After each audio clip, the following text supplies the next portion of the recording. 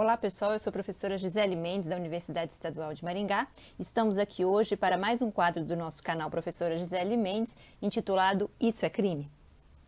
Bom, no episódio de hoje do quadro Isso é Crime, do nosso canal Professora Gisele Mendes, nós vamos trabalhar a questão da vacinação compulsória no Brasil. Com a iminência da descoberta de uma vacina contra o coronavírus, a Covid-19, no mundo, e a possibilidade de decretação da obrigatoriedade da vacinação compulsória de todos os cidadãos, nós vamos nos perquirir, será que isso é crime? Deixar de cumprir a medida de vacinação obrigatória? E também, por outro lado, gente, será que isso é crime, compelir o cidadão à vacinação compulsória no Brasil? Então, a isso está dedicado o episódio de hoje do nosso quadro do canal Professora Gisele Mendes, intitulado Isso é Crime. Bom, para começar, quando nós vamos falar de vacinação compulsória, nós devemos saber que no Brasil não existia, até o início da pandemia do coronavírus, nenhum tipo de regulamentação a respeito da obrigatoriedade de tratamentos médicos compulsórios ou arbitrários, ou seja, mesmo contra a vontade do paciente. E, por outro lado, não havia também uma regulamentação legislativa a respeito da liberdade de esse mesmo paciente renunciar ou não a uma terapia que inicialmente pode ser considerada obrigatória, de recusar e de se opor à submissão a essas terapias. Nós tínhamos algumas regulamentações, alguns regramentos que a gente chama de resoluções do Conselho Federal de Medicina, pessoal, do CFM, que já editou e já edita há algum tempo algumas regulamentações, algumas resoluções que estabelecem a liberdade de o cidadão recusar tratamentos obrigatórios em caráter deontológico ou da ética médica, ou seja, nada na nossa legislação federal, nacional a respeito desta obrigatoriedade ou desta liberdade. Só que nós devemos ter em conta, nós estamos falando aí de algo um pouco maior do que a liberdade de recusar ou não um tratamento, uma terapia, uma vacinação. Nós estamos falando de saúde pública, ou seja, algo que envolve todos os cidadãos.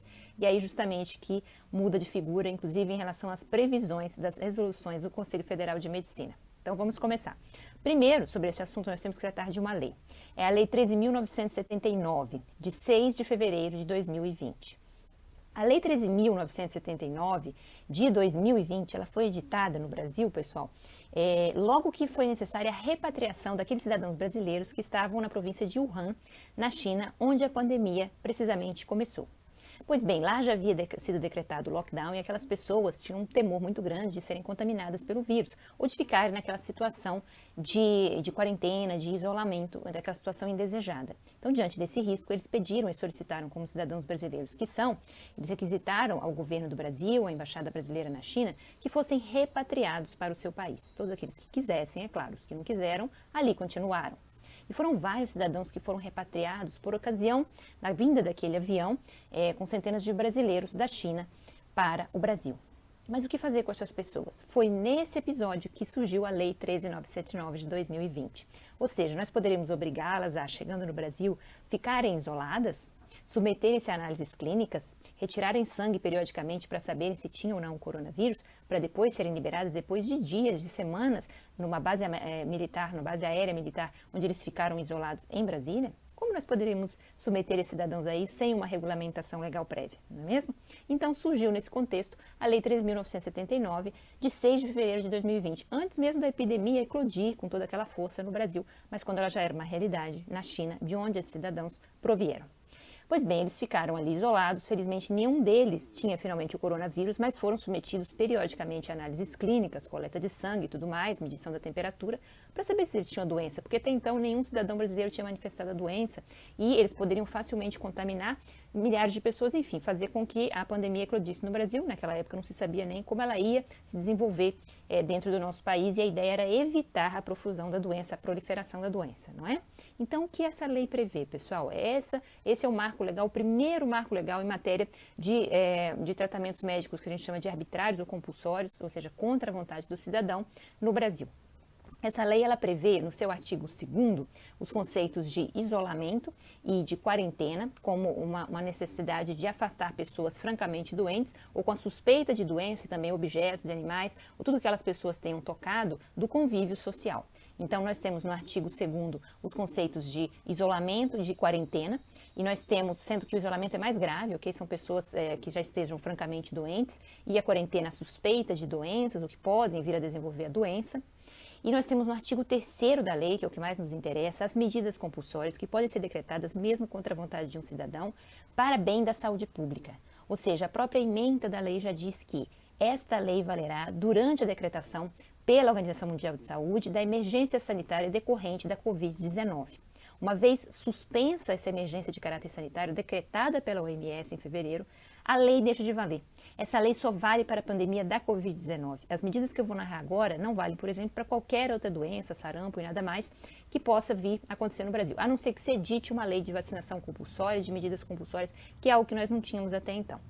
Mas lembrando, estamos num conflito entre a liberdade individual e a saúde pública. E a lei fala expressamente, a saúde pública vale mais, ok?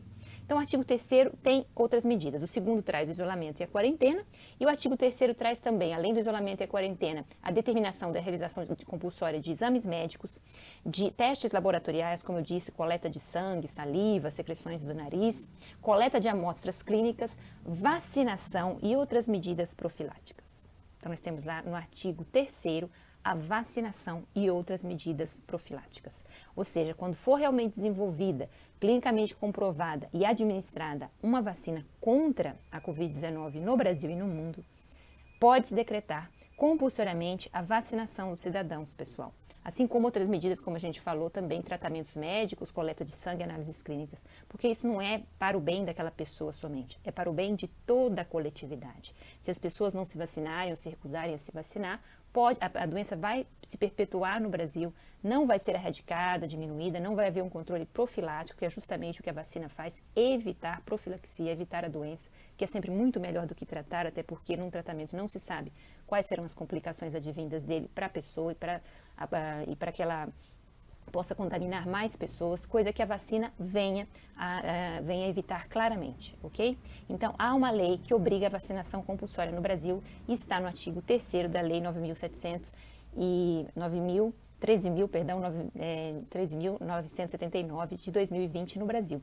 Então, a Lei 13.979, ela é inovadora neste caráter. O que nós tínhamos até então são duas resoluções do Conselho Federal de Medicina, a Resolução 1805 de 2006 e a Resolução 2232 de 2017, são ambas resoluções do CFM que estabelecem a liberdade do cidadão em se opor a tratamentos médicos, vitais ou não, mesmo em pacientes terminais, eles podiam se opor por uma resolução do CFM dentro da ética médica a qualquer tipo de medida.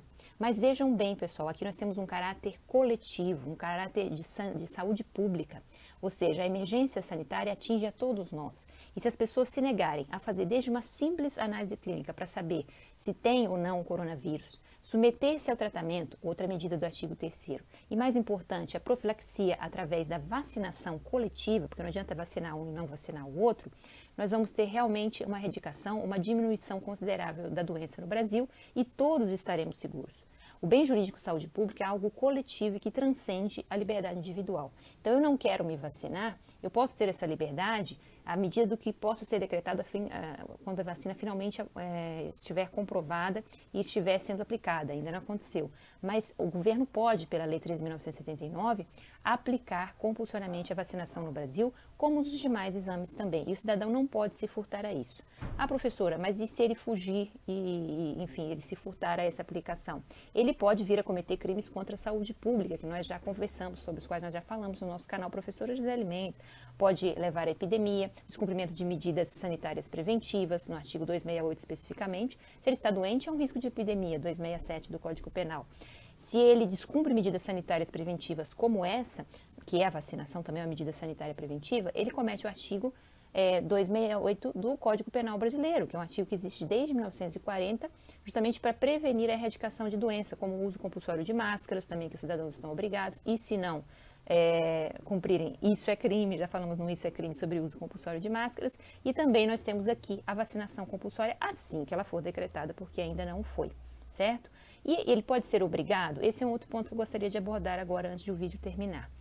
Ele pode ser obrigado, pessoal, mas o mesmo artigo 3º, ele estabelece no seu parágrafo 2º, no seu inciso 3º, que vai haver o respeito a todo tipo toda dignidade e a proibição de toda violação dos direitos humanos em relação à imposição dessas medidas.